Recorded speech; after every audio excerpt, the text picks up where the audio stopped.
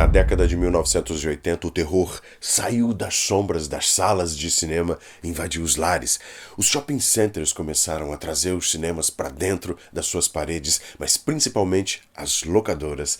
Foi uma era marcada por excessos, sangue em abundância, monstros inesquecíveis, trilhas sonoras eletrizantes, vilões que se tornaram lendas. O horror nunca foi tão acessível, tão plural e ao mesmo tempo tão descaradamente comercial.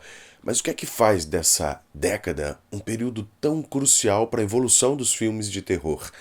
Então, nesse vídeo aqui, eu queria te fazer um convite, criança. Percorrer comigo os caminhos tortuosos que o terror trilhou nos anos 1980, explorando algumas fases, alguns subgêneros, os ícones, os autores, tecnologias que moldaram uma geração inteira, eu dentre essas, criança.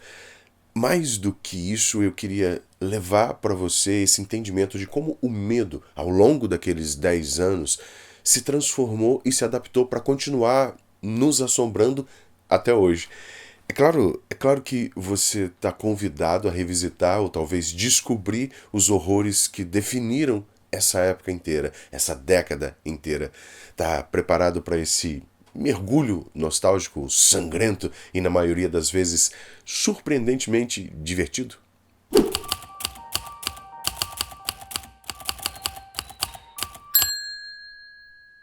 Quando nós entramos nos anos 1980, o terror já vinha carregando os ecos de uma revolução que foi iniciada lá na década anterior. Os anos 70 já tinham presenteado o gênero com clássicos como O Exorcista, O Bebê de Rosemary, Halloween, Alien, o Oitavo Passageiro.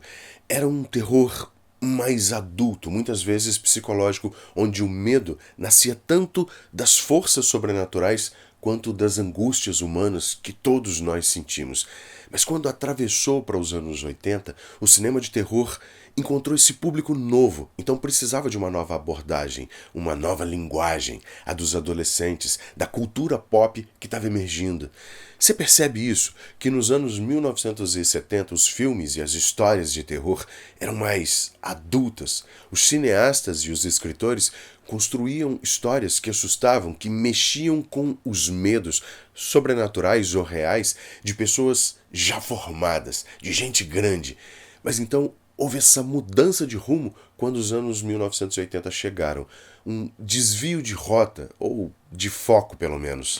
E foi nesse ponto de transição que o mercado começou a perceber o potencial comercial do terror, principalmente para uma gama de público distinta daqueles adultos com preocupações mais reais, mais mundanas e que na sua maioria já não tinha mais tanto vínculo com o sobrenatural. O adulto tende a ser mais cético e isso muitas vezes é até abordado em histórias por escritores, como Stephen King declara abertamente em It, quando ele coloca os adolescentes como contraponto do ceticismo dos adultos.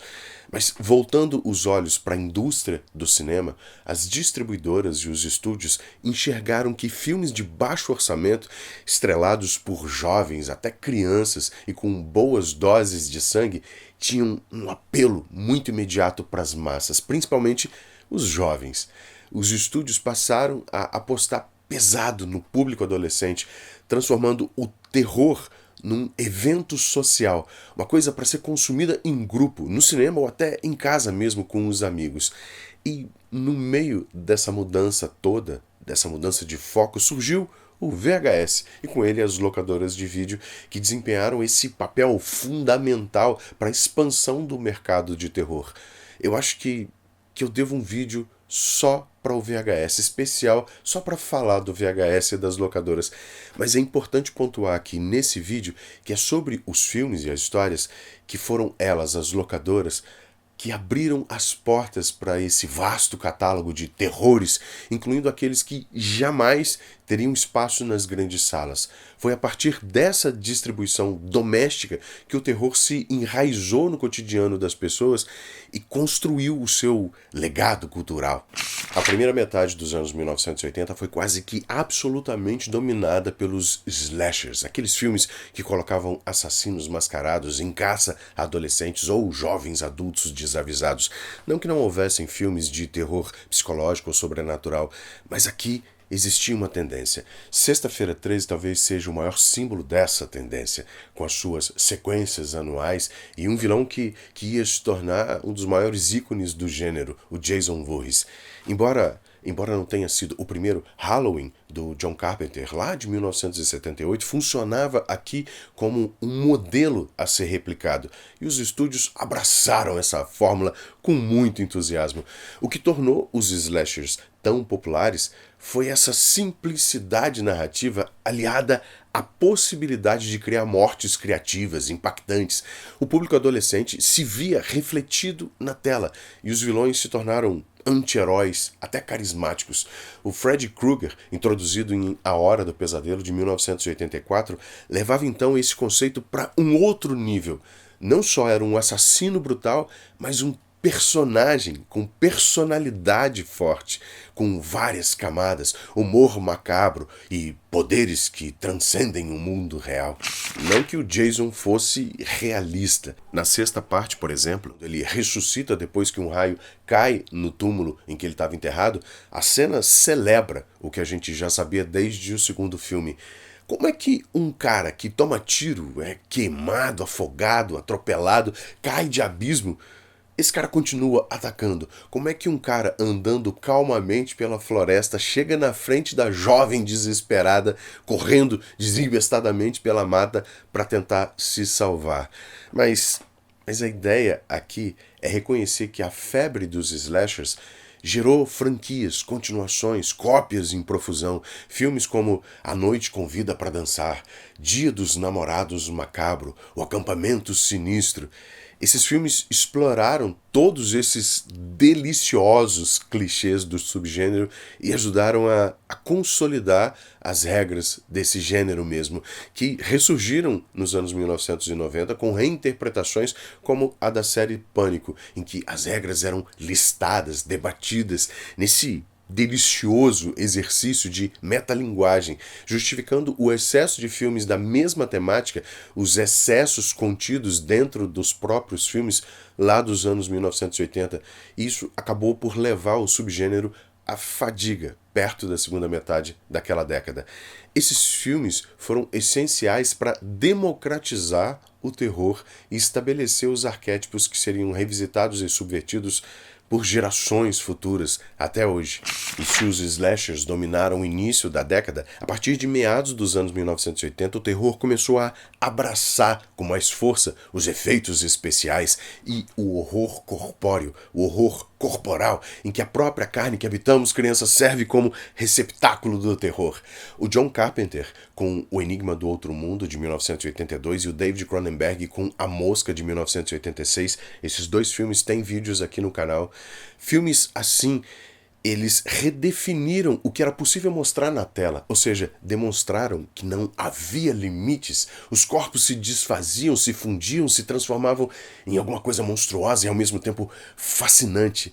O body horror, ou o horror corporal, explorava os medos da contaminação, da perda de identidade física, do envelhecimento, das metamorfoses.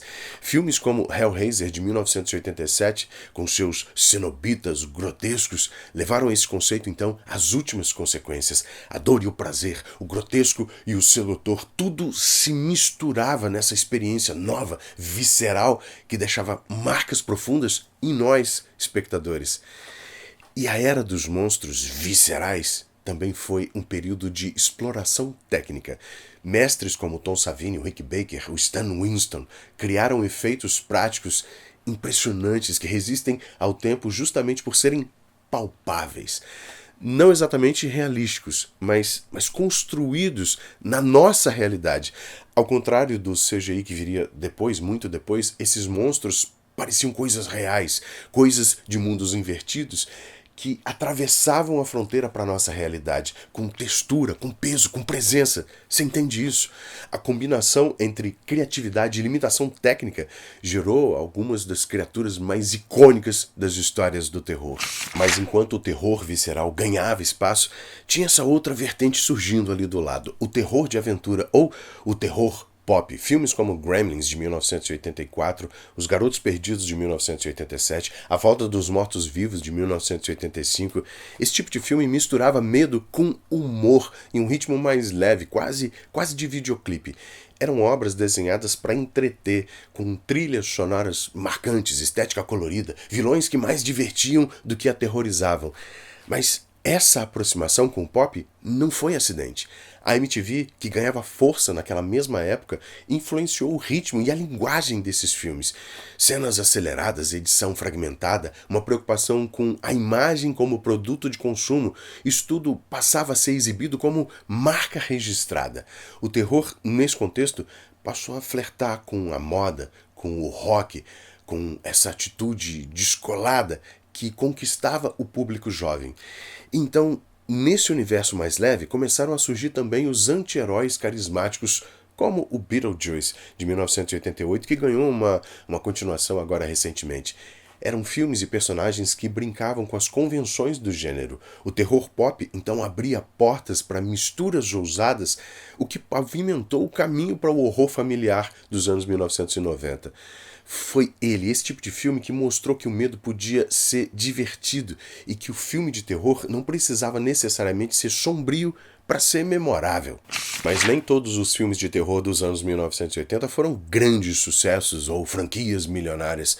Muitos sobreviveram e ganharam status cult justamente pela sua originalidade, ousadia, excentricidade. Evil Dead, de 1981, dirigido pelo Sam Raimi, é um exemplo clássico disso, produzido com baixíssimo orçamento.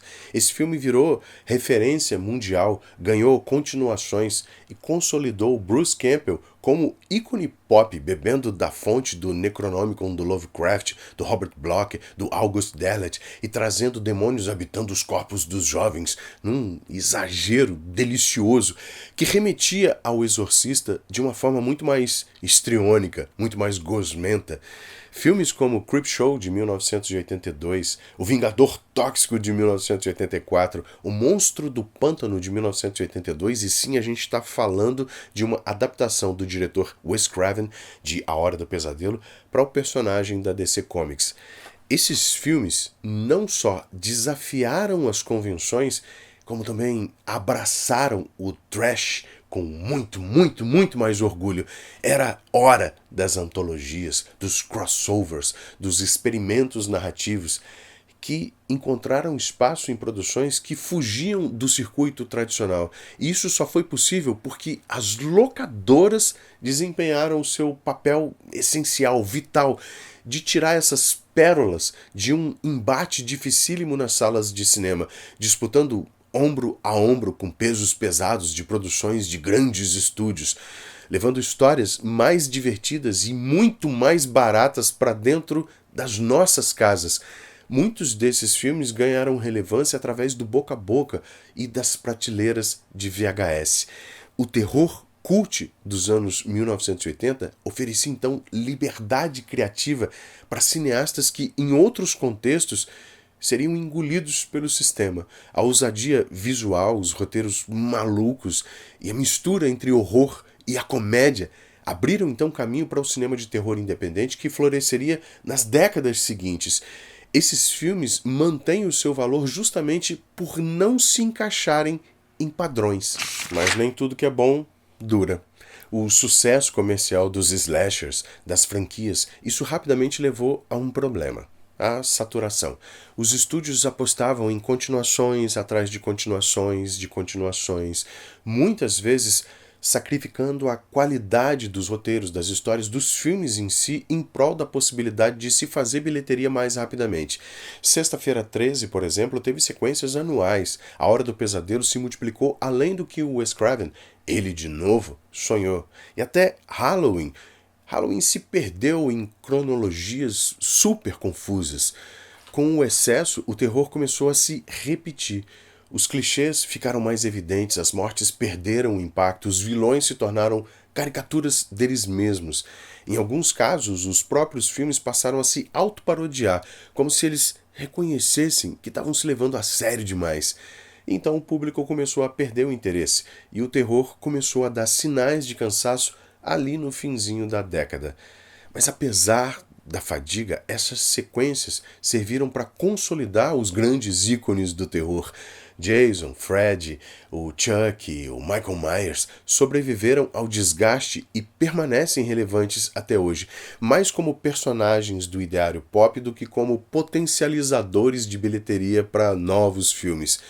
Com isso, eu ouso dizer, criança, que a maratona de continuações não destruiu o gênero, mas preparou a nós para as renovações que viriam nos anos 1990. De novo, com o terror metalinguístico de Pânico e o renascimento dos terrores psicológicos. O legado dos filmes de terror dos anos 80 é imenso e ainda pulsa no imaginário popular. Os monstros daquela década seguem presentes em fantasias de Halloween, nos brinquedos colecionáveis, nos videogames, nas séries contemporâneas. Stranger Things talvez seja o exemplo mais emblemático de como a nostalgia dos anos 80 continua a gerar novas histórias. E a quinta temporada tá quase chegando nos nossos streamings. Uma locadora dentro da sua Smart TV que, a despeito da nossa preguiça de correr até o balcão mais próximo e disputar as fitas mais cobiçadas com outros viciados em filmes, trouxe para nós comodidade, mas também nos levou embora uma experiência física maravilhosa, que era estar na videolocadora, naquele ambiente, uma experiência compartilhada com família, com amigos, atendentes. Infelizmente, eu acho que isso jamais vai voltar e eu só posso dizer para as gerações atuais e futuras o seguinte: cara, que pena. Mas, voltando aos filmes de terror, eu arrisco dizer que foi justamente a mistura de terror, comédia e cultura pop daquela época que criou um código visual e narrativo que é constantemente revisitado hoje. Os remakes, as séries inspiradas nos clássicos e a busca por recriar o clima das produções de VHS mostram que o terror dos anos 1980 não só sobreviveu, ele se tornou um estilo, mas o impacto vai além da estética. O terror dos anos 80 ensinou que o medo pode ser plural, ele pode ser assustador e grotesco, engraçado ou simplesmente divertido. Criou um espaço onde o horror se misturou ao entretenimento e onde monstros ganharam status de astros. A década de 1980 foi um período de experimentação, de exagero, de liberdade criativa. O terror se espalhou pelas locadoras e foi se aproximando dos jovens e criando mitos que sobreviveram ao tempo.